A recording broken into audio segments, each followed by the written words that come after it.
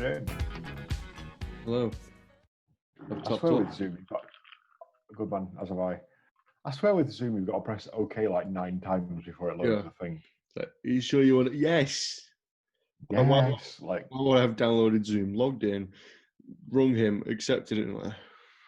And it's, honestly, it riles people as much as when you're in Asda and you click, there's like the options are cash, chip and pin, or contactless, right?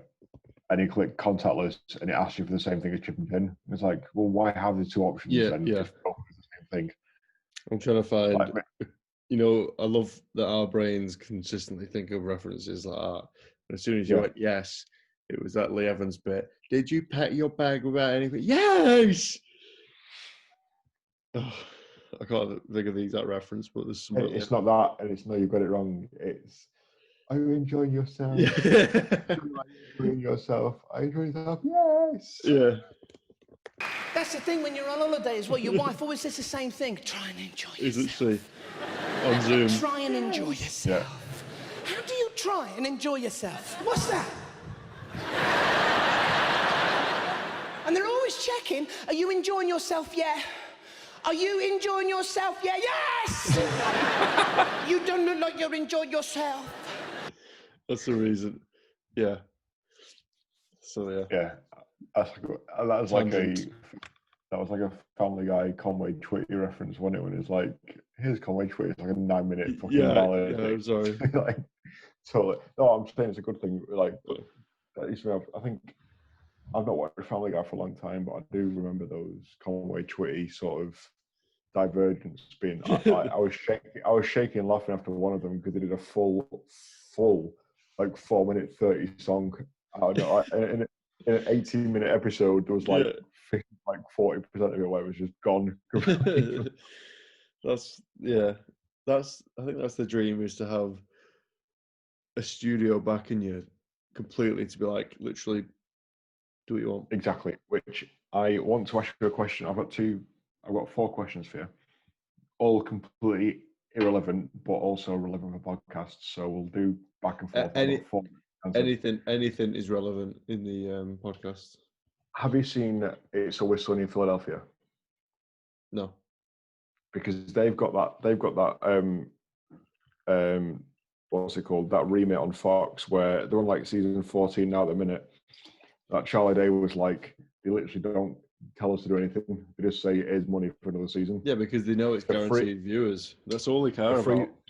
The freedom to do that is beautiful, isn't it? That's all we care about. It's the likes, shares, the subscribes. Talking about that, have you watched on Netflix? It's called Death to 2020. Oh my god! You have watched it? It's Charlie Brooker, isn't it? Yeah. So I pissed myself laughing when the Queen was doing that. Don't forget to smash that like button and subscribe. I knew like that. Pissing my sides.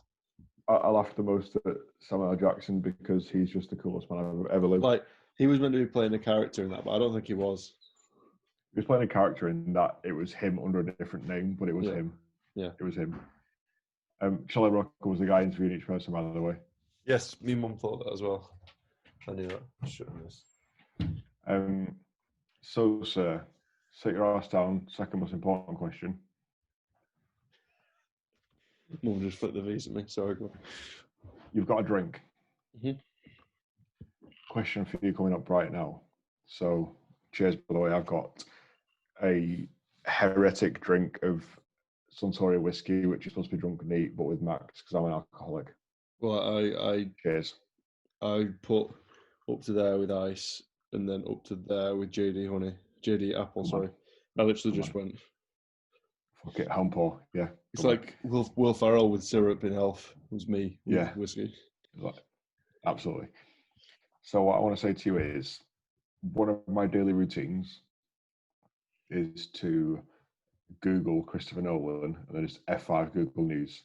Mm-hmm. I'm always interested in what his next project is. Like, as soon as I find out his Tenet, I know what the next 9 months or 18 months will be of Googling for little snapshot pictures and making sure who's doing the score. And the day that Hans wasn't doing the score was like a week of just sadness and that level of in-depthness, right? So the other day, he was interviewed by, I can't remember, it was like Empire or something. Offhand comment he made, has sent my brain into haywire, and I hope you haven't seen the quote because I'm going to run it by you right now. Nothing. So, when asked about what his next projects are, what they've got in the pipeline after Tenet. Is it the new Spy Kids? No, it's not the Spy Kids.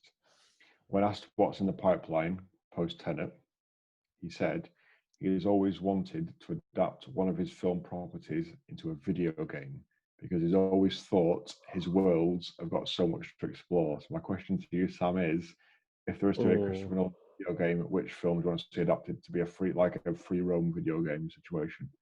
You could free roam with tars. Sam, I thought Interstellar.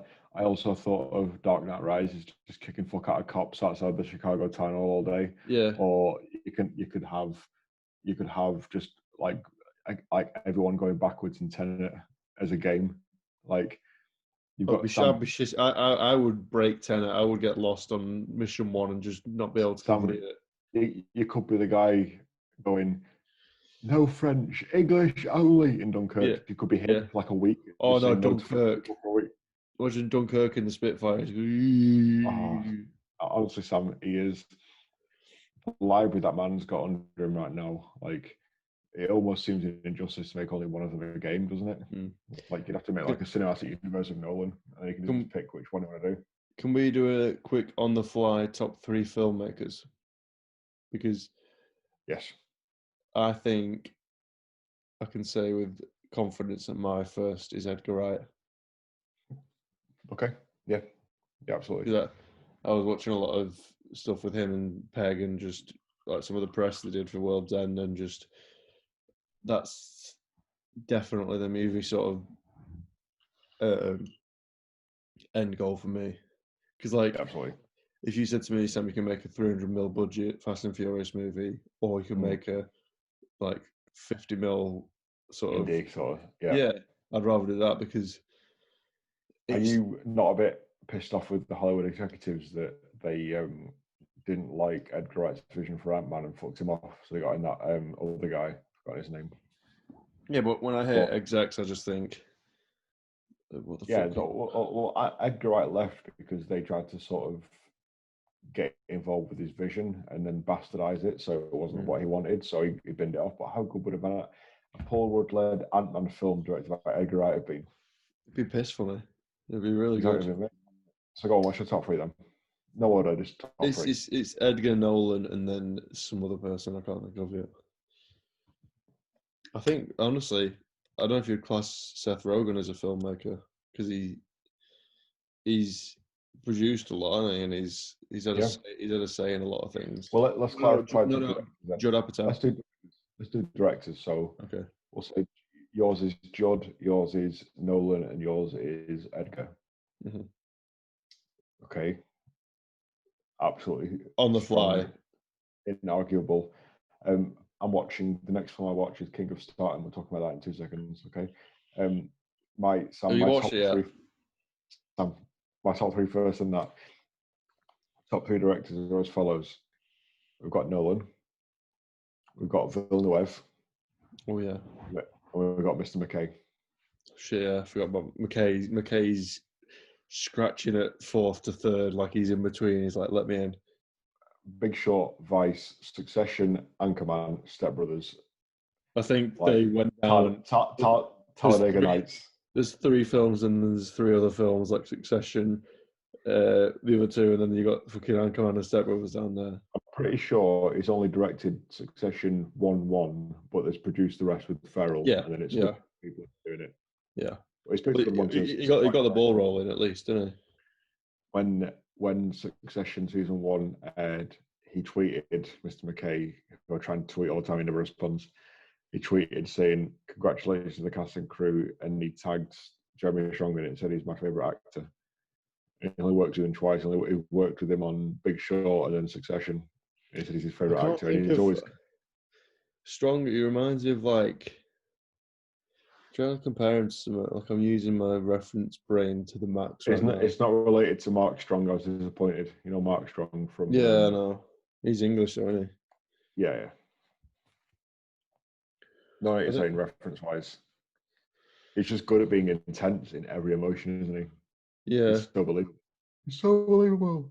Well, even that bit when he was pissed and he came in and he was just like, "What are we arguing about?" I was like, "Oh, Sam, right, okay, can we?" No. Before we do that, can we save that because we know we're going to talk about that.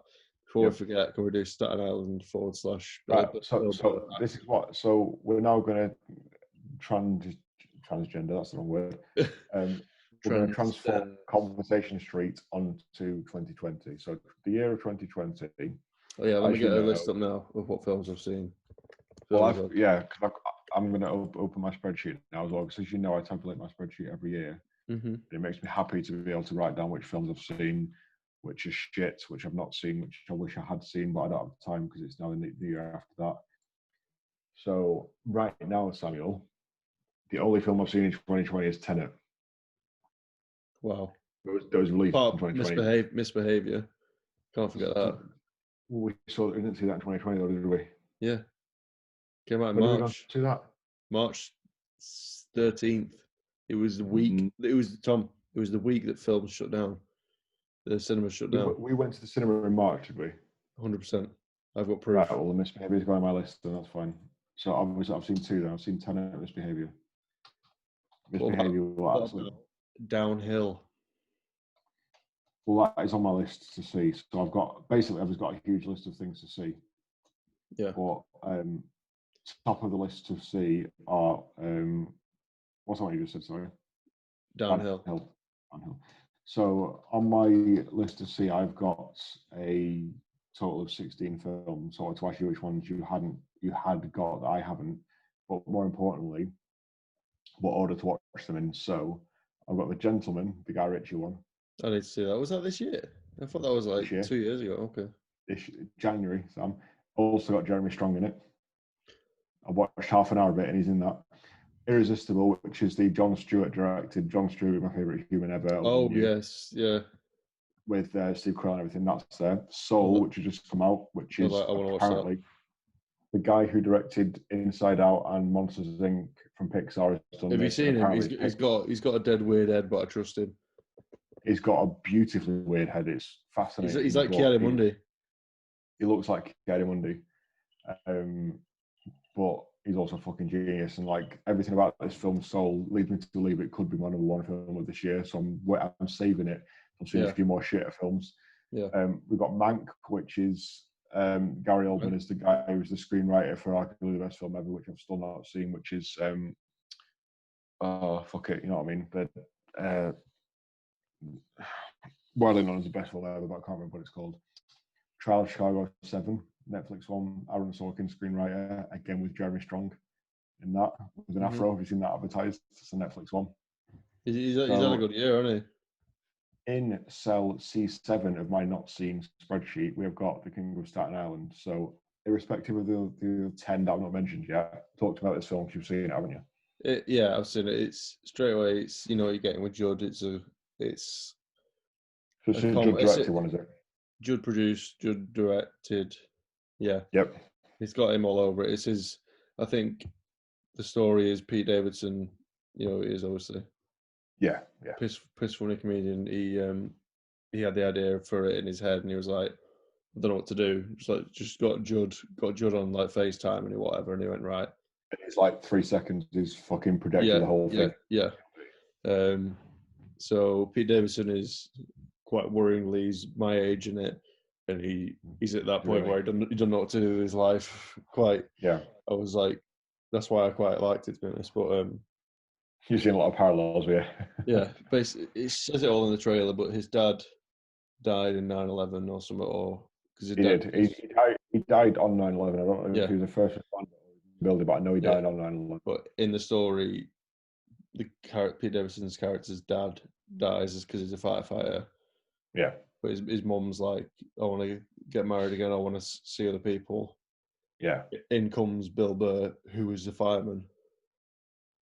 And they get talking. And then basically Pete Davidson's like just trying, because it's going well between them, and he's just trying to like hate Bill Burr. And it's just such a good dynamic. And I'm very excited for that. There's one line in it where it literally is complete 100% Bill Burr. It makes me laugh so much every time. But like, it's really well made, and it's it's just a nice film to have said you've seen, basically. All right, well, it's one of those films where I've not seen it, and I know it's going to grace my top 10 before what you've said. Like I knew it would do anyway. It's just quality. That's all it is. It's not trash. It's not the best film ever, but it's a good safe bet. What else have you seen of 2020 film releases that I haven't got on my watch that you've seen that I haven't, because I've seen 2. So, well, Impractical Jokers movie, that was class. Right, there's 3 funny sketches in that. The whole thing was shit. Yeah, but I'm that easily pleased that one funny sketch can make 2 hours worth it. It really frustrated me that they didn't just go Jackass 3 out and just do punishments and challenges and shit, but with a film budget instead of trying to make it theatrical. But well, Downhill, I like that. It's got terrible ratings. It's based on there was a Swedish version of that film, same story that was made, went down really well. They thought, fuck it, let's make it with Will Ferrell in it, and it's well acted, well scripted. I think there's a few funny bits, but it's just a good. It's got Julie Dreyfus in it as well. Yeah, and she's like her a lot. Yeah, she's good, but it's just a good 90-minute sort of. Good. Okay, that's getting watched. And it's got thingy from Silicon Valley in it. You dick, Gabe. Oh yeah. I know his name as well. Zach Woods. Zach Woods, correct. Well done, sir. Zach Woods. He's hilarious. Yeah, I'm just scrolling through it now, and I've seen Bad Boys as well, the new Bad Boys, which was. I've not seen that yet. Is that any good? Straight up, you could see everything coming before it happened. Yeah, just telegraph from 10 mile away. Yeah, it's like when you're playing like a championship team, you can see what attack they're doing every time. Let me go through the rest of these films. You name them, I'll tell you. If you've seen them or not, right? So these are the rest of the films I want to see. The Rental, which is Dave Franco's directorial debut, if I'm not mistaken. Oh, the horror one. It's got Alison Brie in it, and it's got the guys who did the score to Enemy with Jake Gyllenhaal and stuff. I listened to it. It's fucking scary. Dax Shepard. Yes. His podcast had Dave Franco on it, and I was like, when they were talking about that film, it's like that. I'd quite like to see that, but I don't know. The poster looks sick. I want to go into that one as dark as possible. I've not seen the trailer. We've got the personal history of David Copperfield, which is oh my god, what's Armando Iannucci's film, the direct film after Death of Stalin. Honestly, yeah. Look at the cast. Hold on, let me just go. I might confuse myself. What is he the same guy that does Thick of It? Thick of It, Death of Stalin, personal history of David Copperfield. Right now, cast list IMDb and read the people in it, please. David Copperfield, Sam. Don't do what I did and think of David Copperfield, the magician in Vegas. It's not him. It's the Victorian writer or whatever. But please go through the cast and crew. Look at the premise and look at the cast and crew. Is it the personal history of David Copperfield? I've got my Safari on like 1/8 of my screen, so I can barely. Yeah. I know what you mean. That was 2019. Oh, it's saying 2019 on there, but okay. Yeah, but it's 2020 release. Yeah. So. Is this it? Yeah, I've worked with Nigel Betts, who's in it. I don't know if you know who he is. That doesn't ring a bell now. He's in the first 6 in here. Right. On the cast. It's Peter Capaldi, Brienne. Hold on, there we go. I think Dev Patel is the main character, but there's quite a good. He's pretty cool. I like him. He is. He's very cool. Very suave. I'm pretty sure Paul Whitehouse is in it as well because he's just in everything that he touches. Yeah, Paul Whitehouse is in it. Ben Whishaw. Yeah, Whishaw. From Bond. Yep. There's not a lot of Hugh Laurie. Yeah, he's in. You need to see Avenue 5 still. I'm going to hang up now if you tell me you haven't seen it. I've seen the first 2 episodes, and the only reason why I know I'm going to keep watching it is because the woman in it with the brown hair to here is the main one from the thick of it for the last 3 seasons. Well, you know what I mean? The Asian girl. No. It's like middle-aged white woman with brown hair. I've Oh no idea yeah, what her name in the yeah, band yeah. is. Who's the You know what I wife? mean? Who's the wife? I think she's the wife because she's The one that the complains all cabinet the time. minister. Yeah. I love that he works with the same sort of people like Nolan. He's just got the set sort of. The best line. I'm the making a best, film, mate. the best line of Avenue 5 is easily when Hugh Laurie goes to the bridge and all of the crew are all like stupid, basically. I watched that like 3 times. And he goes, "What is the what is the collective of stupid? Is it a thick? Like you all together, a thick? The collective noun for stupid. I think that's what he said." What I love about what Ian Uchi does, because he's done Veep as well, which is like heavily American as well. But what he does is he picks actors that are normally known for the serious role, who have that comedic. Like he sees something in them, doesn't he? Because you pick a comedy actor, they'll just act stupid all the time. But like exactly, you pick a dramatic actor who's funny. Well, you say not. It's not even that. It's not even that. It's people like Will Ferrell, people like Jim Carrey, and Eternal Sunshine. Yeah, I watched that 2 weeks ago. It's like what people don't understand is that comedic actors have got the chops to be fucking serious Oscar-winning actors, but what you've got to understand is they come with baggage, don't they? So the average person who sees Eternal Sunshine sees Jim Carrey as Ventura, but what I'm saying is, when you pick a serious actor who's never done anything comical and you put him in a comical film, like a Steve Buscemi in Death of Stalin, it's fucking funny. Yeah, because they've never like you've got Steve Buscemi and what's his face, fucking Slytherin's dad from Harry Potter. What's he called? Jason. Yeah. Jason Isaac. When you're a fucking buffet like. Yeah. 2 things. So, Bill Burr in Mandalorian. Yep. You're going to get to that episode 6, yep. I think it is. Still on 2. Yeah, 2 is the worst thing ever. I've gone and watched 2 minutes of 2 and then fucked it off and watched Breaking Bad 3 times this week. I might just fuck the episode off, Sam. Tom, do it. I'll tell you what happens. If you're not confused, Please. I'll tell you what happens. Yeah, it's shit. I've just seen a bit where they've like air jumped onto the ship that's in midair. They got rid of the guy that's in Bosch, and the plane was going to go down. They've saved it. It's flying off again. And then he's talking to someone called Bo-Katan. I don't know who she is, and she's like, I think she's mint. Is this the bit where she said? He's trying to find a Shokatano. Yeah. Okay. And you had that fish episode 1.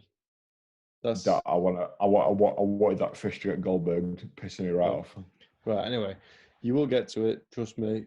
It's on a par for me in terms of Amazing Star Wars feels when I first watched it. Like it's back to that. Honestly, I wouldn't keep telling you otherwise.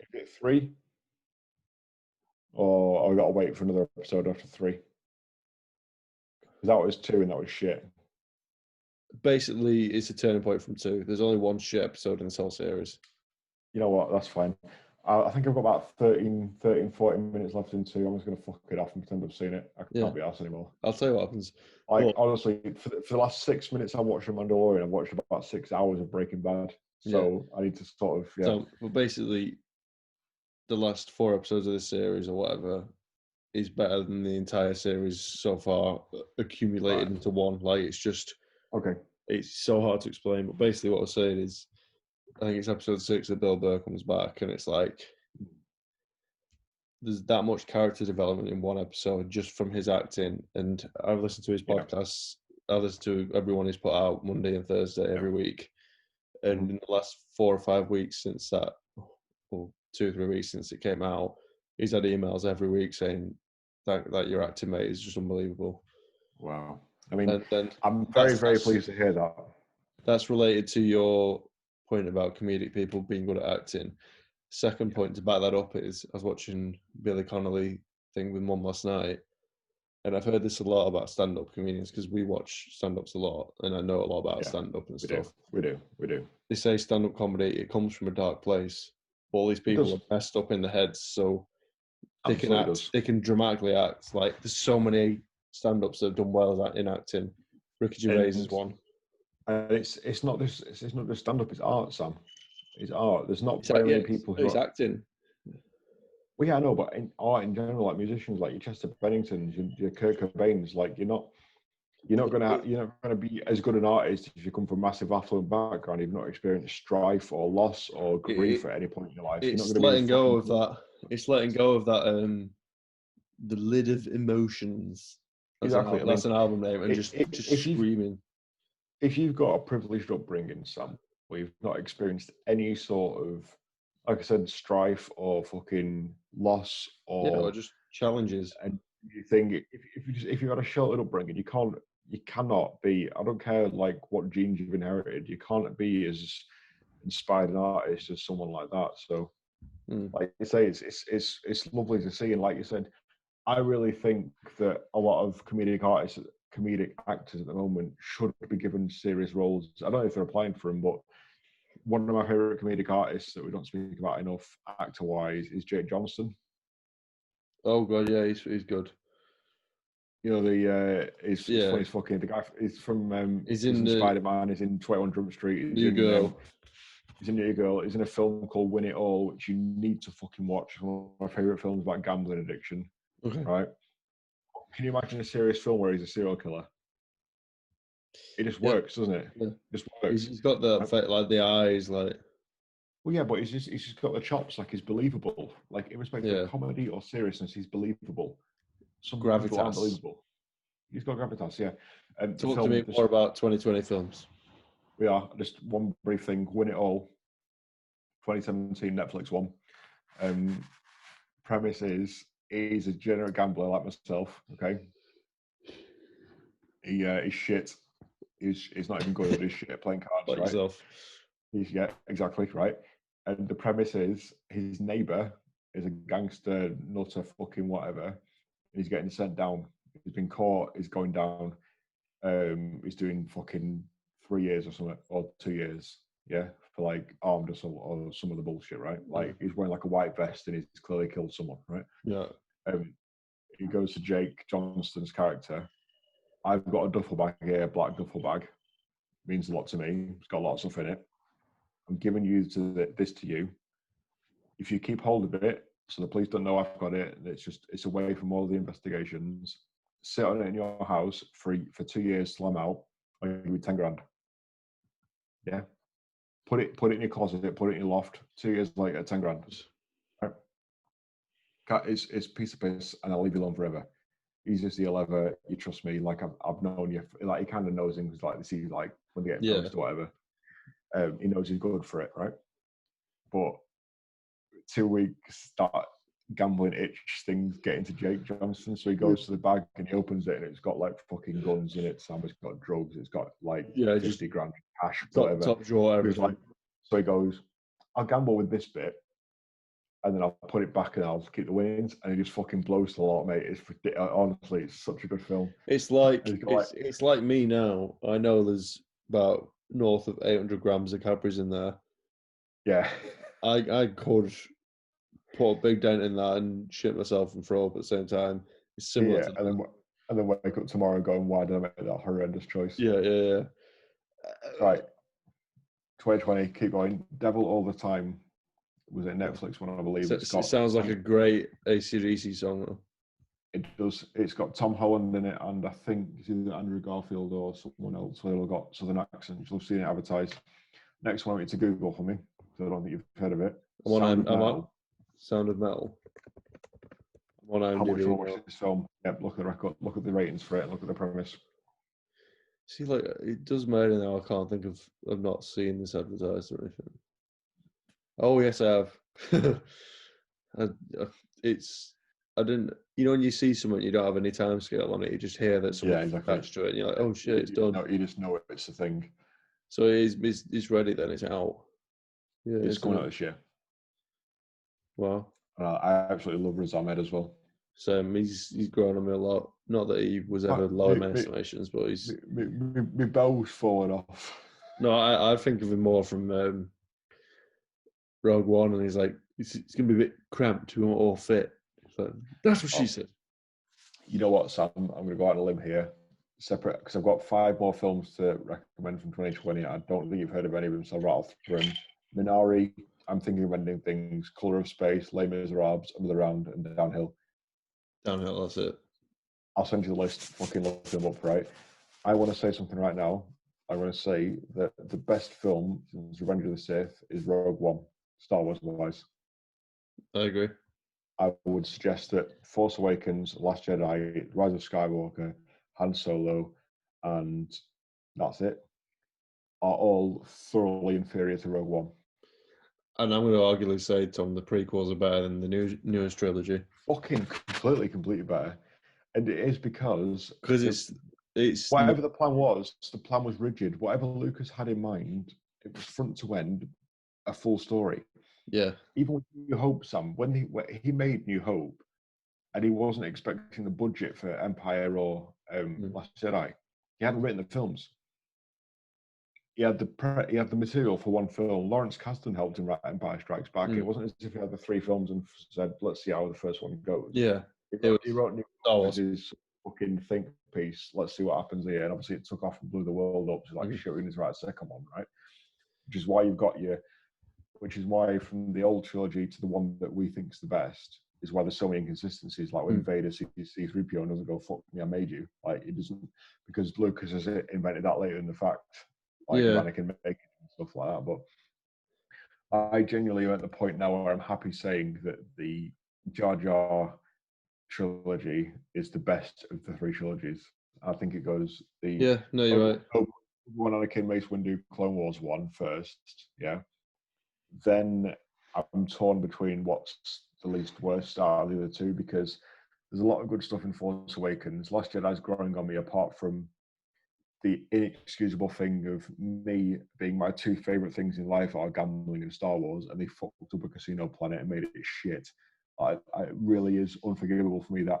Yeah, but it wasn't for casino players; it was for 4-year-old kids. No, I know, mate. I know. But you think of Star Wars, you think whenever I think of Star Wars, the place I want to live is Coruscant, right? It's a fucking city planet, right? When I found out they were making a casino planet, I was like, this is going to be a fucking cool. So I'm not going to stop watching this 20-minute scene on repeat, right? But they said John Boyega riding a llama for 20 minutes. Like, what the fuck is going on? Like, that whole, how good would Last Jedi be as a whole film if that whole thing of Finn was just not in the film? Finn and Rose just shagged off camera and it was never mentioned and it was just fine. Everyone was happy and it was not even relevant because the bit with,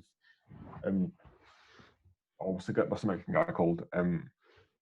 Benicio del Toro was so relevant. He wasn't the fucking code breaker. He bluffed his way onto the ship and fucking lucked out on getting it, and then he fucked off and didn't pay him. Like, I don't understand that whole fucking plot line.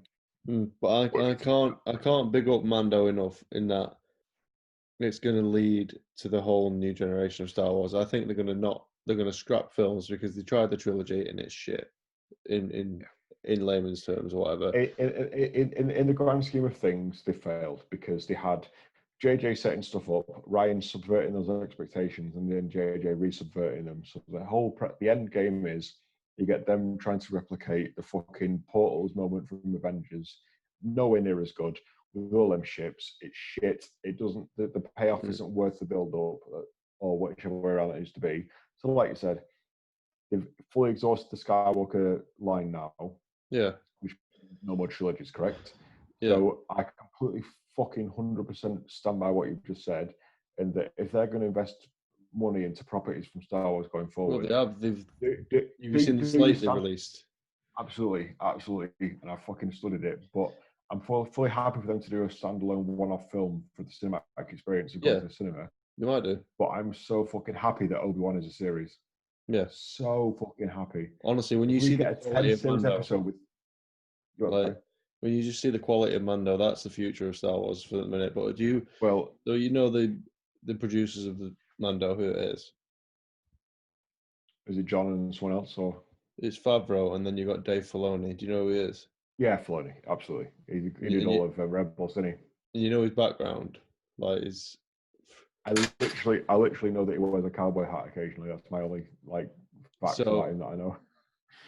Another good thing. I know that he does mint Star Wars and wears a cowboy hat. So I think Harloff absolutely worships this man. I know he does. Yeah. So basically, I think Filoni started off in animation on the prequels, like just some guy within the animation department, and then Lucas was like, Fucking promote him. it literally came up to him and went, Clone Wars, you. Yeah. Like, and he did Clone Wars, but he's so knowledgeable, and he's bringing in so many characters that were in books beforehand into the shows, and it's like it's all canon. It's all. And so I'm on Mando now on IMDb, and it's got Moff Gideon, the guy who's from Breaking Bad. Yeah.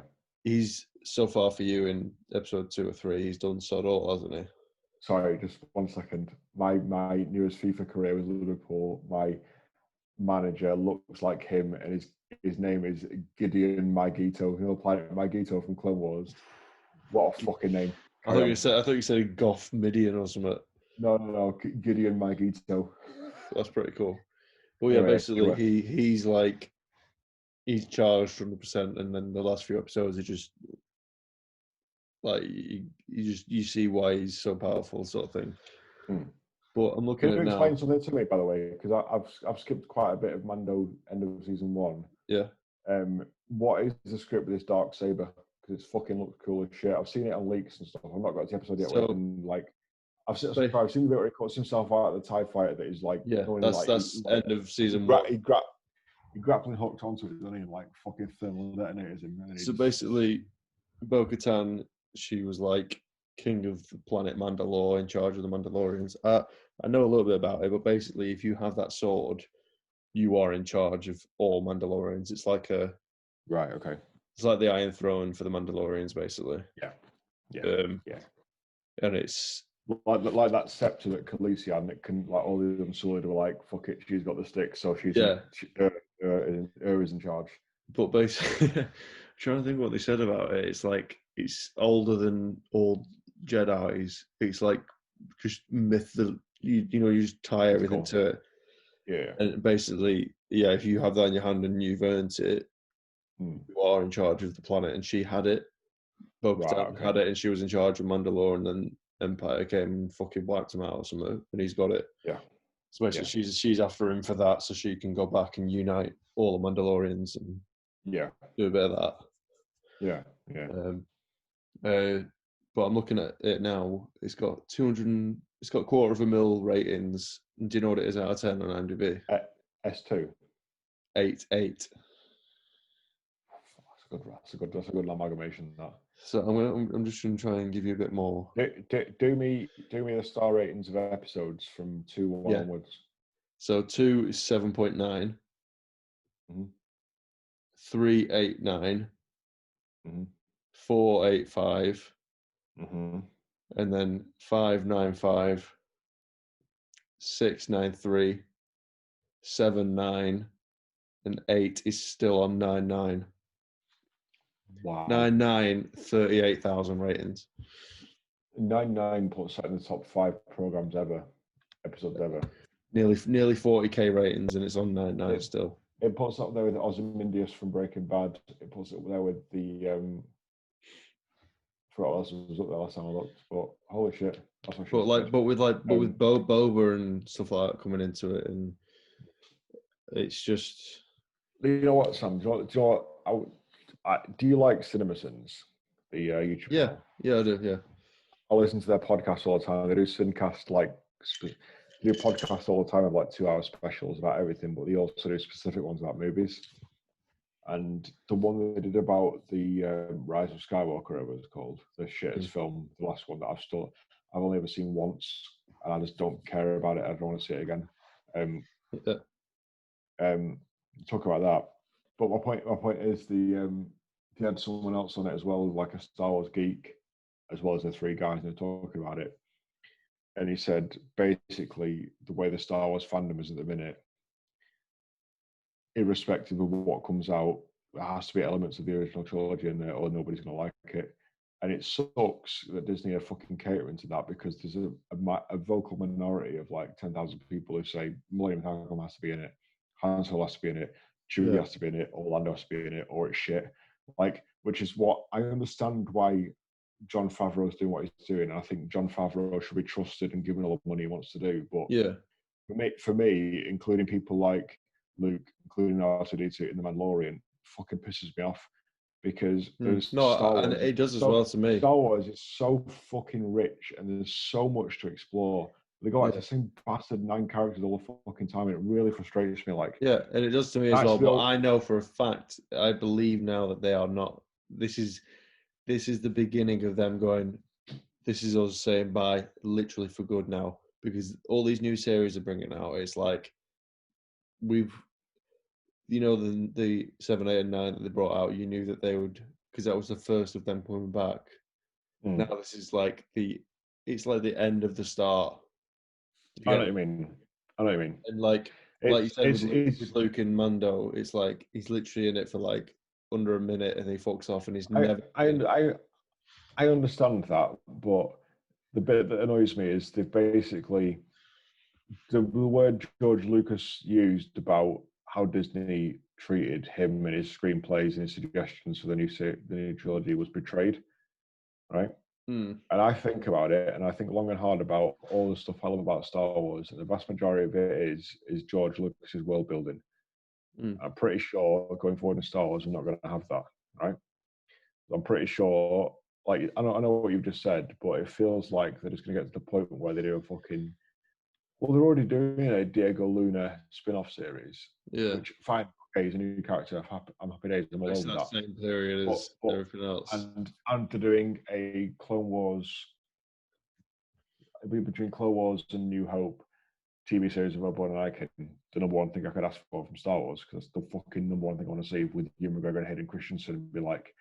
Honestly, I never thought Hayden would come back. Like Hayden to me is Star Wars. Exactly, mate. Exactly. Every time I hear the word Star Wars, I just think Hayden, full like is and he's just got his costume from the dry cleaners. He's got his boots all tied up, dead tight, and he's just ready to. No mud, and no like creases or anything. But he's the stuff I love. Padme spent last night polishing his boots. You just know he's ready for the strap. Exactly. Yeah. Exactly. That's the bit I love, and I just hope they keep trying to do stuff like that bridges gaps in the lore that is there to be done. Lucas's world building suggests gave us that amount of time. The Clone Wars is so rich, and there's so much to do between Revenge of the Sith and New Hope, and I'm very happy that Rogue One, as much as they use the old tech and everything like that, it fucking flows perfectly, doesn't it? From of course, it's so Rogue One to New Hope. Another thing I forgot: who directed Rogue One? It was Gareth Edwards. Yes. The guy who did Godzilla, and I get confused every time because I'm pretty sure it's either Gareth Edwards or Gareth something else. Very similar name for the guy who did the Raid movies. Gareth Evans did the Raid movies, and Gareth Edwards did the Star Wars films. Because when I saw that Gareth Edwards was doing the Star Wars movies, like, fuck me, the guy did the Raid 2 is going to be sick. Yeah. It wasn't him. But the way I can compare how Star Wars is now, Tom, it's like Man United. As soon as Ferguson left, Lucas left, and it's like, right, we've still got a lot of good stuff here, but it's going to be a bumpy ride getting back.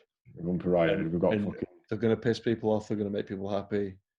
It's going to be good for it. It's going to be shit before it gets good again. But like, they're just trying things out. They know now that the new trilogy, they had to do it because they came back. They had to do If they did 1 to 6 and then came straight back with a Cassian Andor series, everyone would just kill themselves. There'll be no point. They had to do that trilogy. They had to have the tentpole thing of doing that, but it really fucks me off a lot that they spent the $4 billion on getting Lucasfilm, right? All that shit. And I know, considering the money they've made, but what fucks me off is they did not have a 3-film plan. And I know it's rich of me saying that because Lucas didn't initially, but I'm pretty sure he did for Phantom, Clones, and Revenge of the Sith. I'm pretty sure he had a 3-film plan there, right? Because it flowed, and it's the one that makes the most sense storyline-wise, right? It really fucking shows that they've gone to JJ, make a film, Ryan Johnson, make a film, Josh Trank, make a film, shit, Josh Trank, shit, he's been fired, bring JJ back in to retcon all of what Ryan Johnson's done. But this is what... Honestly, Sam, listen, one question for you. Could the newest trilogy work if you take out Ryan Johnson's film completely? The answer is fucking yes. You have 2 JJ films. But it's not his fault. It's the hierarchy. It's always the hierarchy. Everyone has about JJ and Ryan, but the hierarchy have come out and said, look, we bought Star Wars 2015, 2017, 2019, 3 films, go. No negotiation. Which is the difference between Peter Jackson being able to do Lord of the Rings and do fucking 3 years of prep and then shoot them 1, 2, 3, or The Hobbit where he's got 6 weeks notice or whatever it was. The difference is fucking ridiculous, isn't it? The Hobbit trilogy is shite compared to Lord of the Rings. It's the same through fucking producer, everything. And I've got a great quote I've just thought of now. You cannot restrict creativity. If you say to somebody, you've got this timeline to do it, they'll just think, right. Because I bet a lot of the times writing them Star Wars films, they just went, we've got an idea, but we don't have the time, so fuck it, this will do. What's that? There's a saying there about a camel is a horse designed by a committee. Have you heard that one? That's pretty cool, but I don't get it. It's basically a camel is a horse designed by a committee. So if you had 12 people trying to design a horse, everyone has their own say. It ends up being a bastardized vision. So if you tried to design a horse with 12 people, everyone has their own input. You end up with fucking humps and a shit neck and a hooves or whatever. And it's fucking it's like it's shit and it's not exactly what you set out and envisioned. Like, which is why what I hope they're doing with this one, I forgot the name of it, but it's that one that's set in like the Old Republic, like the end of the Old Republic, like 2,000 years before. It's a TV series that's set 2,000 years before the Republic as we know it starts in Star Wars. Is that what they've said? Is that? It's one of the ones that's in the tentpole things, yeah. And it is fucking Knights of the Old Republic video game. I never played it, but the trailer always made me amazed where it was the gunship. You know that's what we love because we're prequel kids, and it's like 90 Jedi against 90 Sith.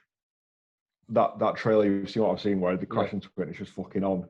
But this song it's somewhat like either 2,000 years or 200 years or something before anything happens from Phantom Menace. It's before that. Before Anakin, so it's 2,000 years before everything we've seen in Star Wars, but this TV series is set at the end of that Republic. Where it's all crumbling, you've got the political fucking shit going on, you've got all the different people. But the point is, we shouldn't know anybody that's in it. Yeah. All the people, I can't wait for that. I just hope that you don't. I don't know who's directing it or whatever, but I hope Disney and Kathleen and everybody involved just go, here's the property. We picked you because we know you love the source material. Crack the fuck on. It will because people like that. They're fans. The only people that are going to restrict it are the fucking money people. But the money people are the ones like obviously when they killed Han in Force Awakens. Clearly they had to go through fucking top level to go. This is the plan. We're going to shoot the cunt in the head or whatever happened. No, he got stabbed in the head, and he got stabbed in the chest. We're going to stab him. He's going to fall down a 400-mile pit, and the planet's going to blow up. Right? Yeah. Is that okay? Yeah. I feel like they shouldn't have to do that. Somebody say that, and then it's that car gas thing from Elf. Asparagus children who are self-conscious by the way their pee smells. You know what I mean? Like the level of, like I said, creativity can't be stifled, it can't be rushed, and it can't be anything like that. They should just say to them, we've told the shareholders, we've told fucking stock market, expected February 2022. Let us know in a year if you're going to hit that or not. Yeah. And we'll take the hit either way. But that's the thing, they've not so much failed, but they've tried these things and it's not a hit down. So they know, like with Mando, that's hit. Everyone, I don't think there's many people that have said Mando's shit. No, I don't think anyone has. No. But what you said then about the starting something new with this whole Knights of the Old Republic thing, could you imagine in 100 years, for example, if they do that series and they do 6 films of that period, how that compares to the original Star Wars? Sam, when they took over, they said there'd be 100 years of Star Wars coming out, right? Exactly. When Disney bought them, they can't keep rehashing the same old shit and just going a fucking Chewie spin-off or a fucking Jar Jar Binks or a whatever. Do you know much about Admiral Thrawn? Yeah. He's probably going to be in the Ahsoka series. Yeah, exactly. Because she was after it. I know she was after him in Mandalorian. I know she was sort of trying to find him or whatever. And it just so happens that Mando's seen it because it's part of his series. But do you know what the biggest that's another example which I don't like. The things I like about Mandalorian the most, other than that shit alien with the eggs, is how rich they make the small parts of the universe. Like, the one thing that fucks me off about all the stuff that Kathleen Kennedy and the newest trilogy does is how small they make the universe. Yeah, it's one planet, two planets. Yeah. So it's so rich. There's so much But going on. it's the mainstream though. They don't want to. It's for everyone. But Mando isn't for everyone. Mando's not for all the Star Wars fans. No, I agree, mate, and that's why it's getting watched by me, and that's why it's going to be the best thing they've made in the last fucking 6-7 years. But that's what pissed me off about Last Jedi, because at the end it's like hope will prevail, and there's like, the way it looks, there's like 30 rebels against 200 First Order. Like, how small is that? Like, just have a fight in a field and it's over? Like, you know what I mean? Everyone's dead. Like, yeah. You know what I mean? Like, it's considering how vast and beautiful Lucas made those first 3 films, where there's so many planets, there's such rich shit. Like, all the questions you had that were left unanswered, and just it's such a shame that they just sort of. I wish we could see what he had in mind for this because he had a full script, Sam, for 3 films, and they fucked him off. He had, honestly, when they bought Lucasfilm, how much of his scripts are in it? None, 0. He had 3 films, and they fucking went, right, I understand that, I like it, but fuck you. Honestly, I think he may have got a writing credit, because he may have done a bit like script doctor or whatever. But honestly, it fucked him off. Can you imagine what he's done? Because clearly it's his baby. He'll have had ideas since 2005 about what to do with Revenge of the Sith. Yeah, because it's always in the back of his mind. It's his life, isn't it? Exactly. As much as he might have made a couple of shitty aliens like Jar Jar again, like, I'd take that over fucking 3 films that make no sense. Like, they do feel like honestly, 3 individual films, don't they? There was 5 or 6 moments in Rise of Skywalker where I thought, I don't like Star Wars anymore. Yeah, but a good. I think it was more than 5 moments where I just went, I don't like Star Wars anymore. One was when Rey put the lightning back on Palpatine and killed him, and it's the shittest. He's got like 500 chips in the air, and she's just put a lightsaber out, and he's dead. You've got one of them ships just goes. Yeah, exactly. You've got her resurrecting him, who then resurrects her when she dies, and he dies, and it just the man was like scissored each other until they both died, fucking kill themselves. It's just they made it too fan servicey. They shouldn't be catering to the 10,000 people who are the minority. They only did that because it's the first thing back, and it's like they were trying to not put any feet. It was the third thing back. The first thing back. I see it as one big thing. The Force Awakens was genuinely a beat-by-beat retread of New Hope. Yeah, of course it was. You got Tatooine, Millennium Falcon, Death Star gets destroyed, Rebels are fucking literally beat by beat the exact same film. Yeah. Okay. Then they give the reins to Rian Johnson, who told them, "I've got the bollocks to take it to a new direction," and they said, "Fuck it, creative control your way." Didn't work in my mind, but fuck it, it was the correct decision to do. Give it to someone completely different, right? Can you imagine if Rian Johnson did like a Rogue One-esque film? It'd be mint. Exactly. They didn't take it off Josh Trank, sorry, I'm forgetting. They took it off the guy who was supposed to be doing the Jurassic Park one. I forgot his name. But it wasn't. Fucking shout. Jeff or Josh Colin Trevorrow. They took it off him, didn't they, right? What they should have done is given it to someone else and said, right, we've fucked up from day dot here. We have 3 different films. Yeah. But basically, they've got JJ setting stuff up, Rian Johnson going against it, and JJ going against that. So the ending doesn't mean anything to me. So honestly, Sam, out of those 3 films, they are bottom 3 out of the 9 Skywalker films. Them 3 are bottom reverse, 3. I don't care. Yeah, shit, fucking shit. Well, it makes Mando even better. It really annoys me that people who are like 10 years older than me, I always see them putting their Twitter Star Wars film ratings up, and Clones is always last. It's like, it's a good film. Clones is my favorite. Damn good film. It's such a good film. Only because there's one single reason, and you know it. You know it. You know, so she goes, look, and they'll just come around and go. It's just because there's more than 2 Jedi on the same team. And you know what, Sam? People who are 10 years older than you hate the fact that happens with George Lucas. They like the fact there's only 2 in the universe at one point. But that's the whole point. It's like, yeah, it's...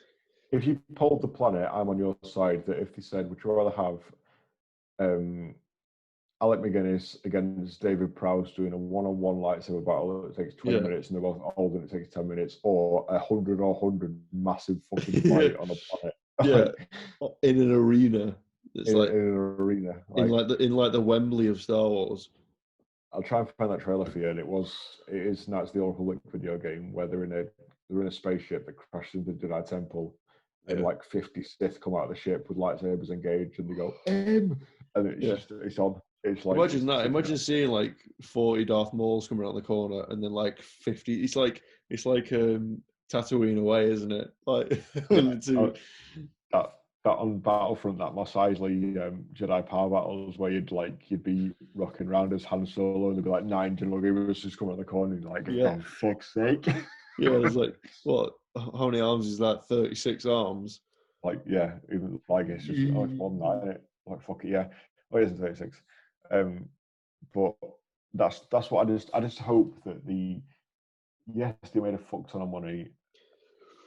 Yes, they tried to recreate the Portals moment in Avengers with those ships and it just didn't work. But I just hope they go, right, okay, we've made the fans happy again. The ones that were pissed off with Lucas's sequel trilogy, we've made them happy with this one now. Everyone, you know what to do, you know what you to do. Is the money, fucking do it. Well, I feel like Mando is getting because like everyone was like at 0, right? And the new trilogy came out, everyone went down. Mando's bringing them back to 0, and then it's like, right, we'll start again. You've got a very good point, Sam, because I saw something that speaks directly to that, which was top of the Star Wars memes Reddit the other day. It was J.J. Abrams on like a Star Wars red carpet event saying it's not possible to bring together the fans of the old trilogy and the new trilogy. It's just not possible. And one of John Favreau saying, "Hold my beer." Yeah, literally. He has. Well, Favreau, I don't know if I've got so much more admiration for Favreau now. I think he's probably in my top 3 because I don't know if you've seen on Netflix, there was behind the scenes thing at Elf that just come out this year. It's like, it's really good. But they were like, who should we get for this? And they were like, we'll get Favreau. He's done like Shag All at that point. And he had 3 things when it came into he agreed, like his principles for the film. And I can't remember the first 2, but the last one was, I want it to be timeless, a timeless classic. You going into making a film like that, and it's one of your first few directed films, and it was like, I'm going to make it timeless classic. Achieved. Like, yeah. But he's got ambition, and he knows what he's doing. Exactly. He's an auteur filmmaker. He's made Elf, Iron Man, and Mandalorian. Yeah, he started the Marvel Cinematic Universe. He's revived. Yeah, Star Wars. Yeah. Yeah. And he does that chef show with Seth Rogen where it's hilarious as shit. And that Roy Choi. I love as well that every time I see him, he's just getting fatter. Like, he just doesn't care. Give a shit. Like, have you seen Chef the film? Yeah, and not the film. That's what I need to watch. I've watched the show. Oh, not the film. Sam, the film is fucking brilliant. It's the only film I can think of where there is, the usual beats of the film where there's like an outsider, he learns the ways, someone goes tits, then he has a happy ending, right? Mm-hmm. None of that in this film. He literally gets a food truck, makes fucking Cuban sandwiches for everybody, and has a nice time the whole film. It's just constant. It's just him doing what he wants. He gets a food truck in LA and makes sandwiches for people, and everyone likes the films, and then it's the end. Yeah. There's like 40-minute gap of where they're just eating. It's what you do, right? It's what you do. Yeah. But I've got high hopes for this Star Wars thing. I really need a piss as well, but can I do one last video? And it's literally 30 seconds long, and it'll perfectly anchor the night. Okay, go. Yeah. I'll leave it up to you. It's not Tourette's, is it? No, I've not included Tourette's because we've don't do something we've already seen. It's completely nothing to do with anything else that we've seen. Right, okay. Literally it's 44 seconds long. You know that thing that Harry Kane does when someone jumps up for a header and he backs into and makes him fall on the red. Oh yeah. Second. Hey!